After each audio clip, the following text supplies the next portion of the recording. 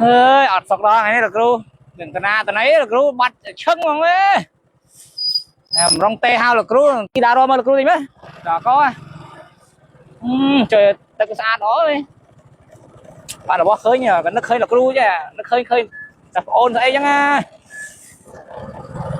ê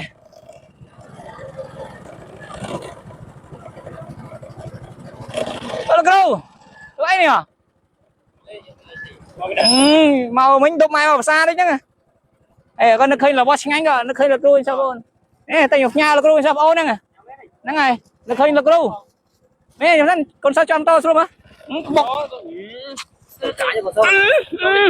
มันcho lấy tiền lâu nữa nó ngon ê nó khơi đào xa mình chun mai tao xa mình nhằng ê nó khơi được rú nó khơi đi đâu em bên cam đây đấy ê là bọn rú chơi chết đây chơi rú đã chán mà rú mang quay mà nhỉ chán chán rồi pra con sao đó nung chán rú làm mà tại chơi mình chán đây đi hay mà mang quay thấy này nè tôi lên một số con sao hơi nà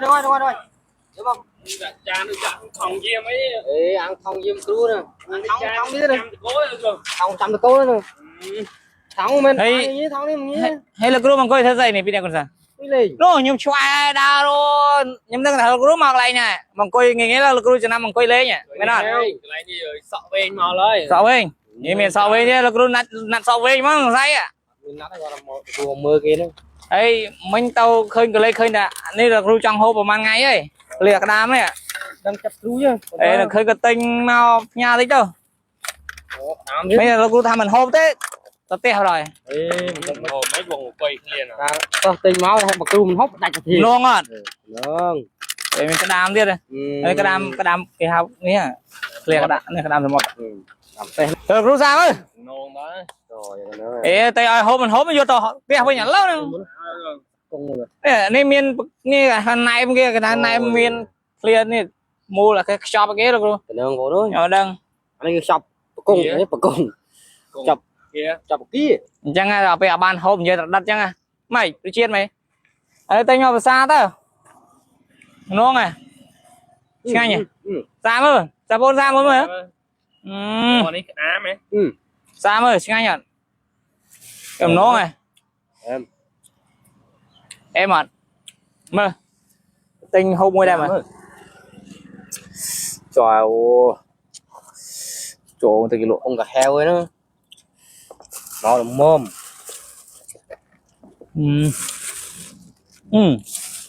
nhá tao mua thực lụa nhá em á được luôn phải nào chứ phải nào mà được luôn nè làm như chặt em phải đáy luôn đáy đấy nương bố ơi cái này bò một ngày đi đây đấy ai mà xài việc được luôn mà tôm sạch cái đám luôn đó bao xa khơi cru chứ nghe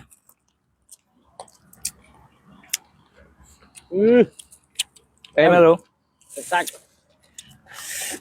càng sao ngồi chân sạch à không xài sạch này lo đó nè riêng đại chụp phai đi anh anh to bị lơ à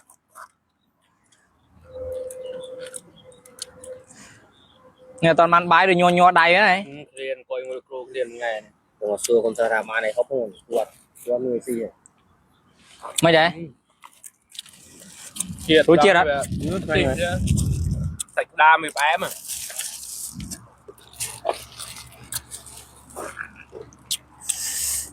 đó co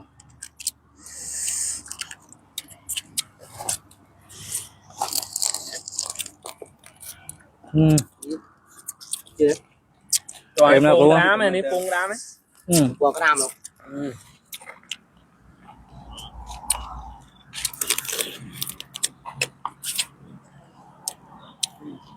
chia là có hôm ơi có hôm hả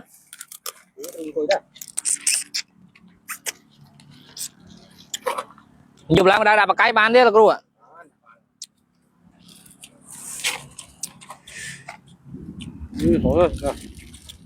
tìm không cái đàm này sạch nó sạch á sạch này mót này nó có sạch này này Ừ. chứ anh rồi mình thật Không quay. để tao chân là rồi ấy Ừ, cho em rải à. Đồ ra lạnh.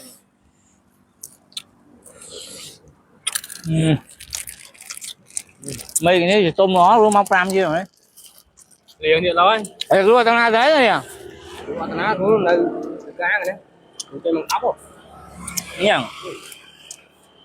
Đây lúc chôm ban màn vào đấy chôm. Ừ, nhưng ta vót nó chọc rồi. mà số ra số đấy đấy Còn lao tha tao vót, ta chỉ cắt vót công an chứ.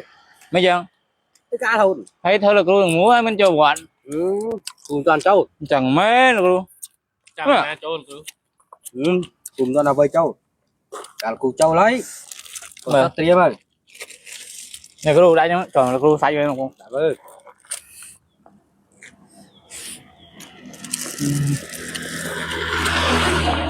Ngày đó về tận lỗi nhá nhất rồi. Cô ơi. Sạch này nó.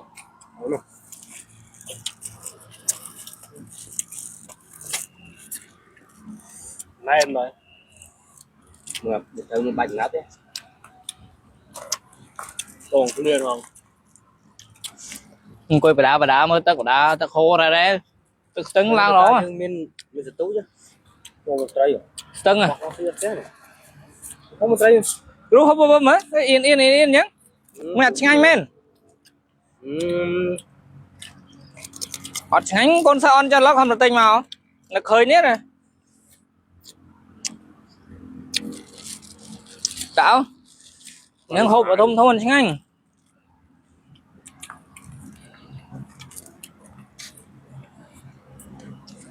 kia đấy hộp bà đá ở đây nhưng hộp mùi muôi mày bị nhắm được luôn Dạ thua đó. đây về chị ạ Ừ, tầm nhiên hộp nữa.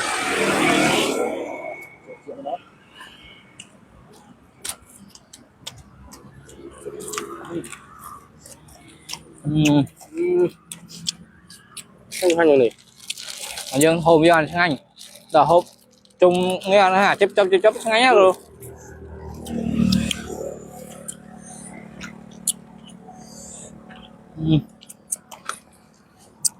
em được luôn khoan nhá khoan cái chia đấy Tùy rồi. khoan nhiều luôn Đàn mốt ngắm người làm trái. làm xe lại mất Cú hộp là làm trái. người ta phải hộp làm nhọn đó mày đấy Cũng được chứ sao nhỉ? người trâu mất đấy đều dùng vô hôm đó Ừ.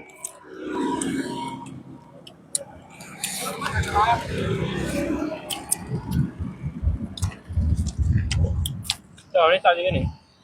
do hòn Cho này. Đấy cho một hôm bơm nữa Ăn hảo tí. nhưng hôi được đi chạy ba luôn không à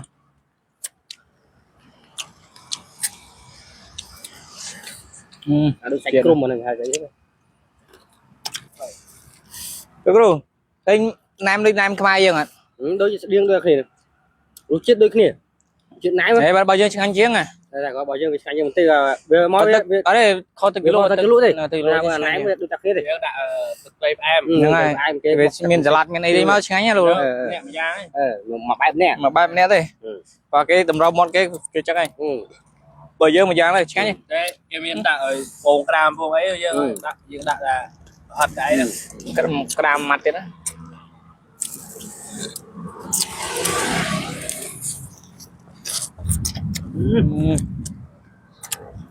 cái chuyện lắm hồ loạn đó rồi ấy chứ còn rồi nhưng mày rộp liếng ấy lên trong liếng này Mà thì đấy thôi, cái củ nó mà ấy nó mà ơi. bố nó bị tao đi mình làm đang bố người lại chứ không muốn là cùm nặng không ở con vai bye bye đẹp đẹp lia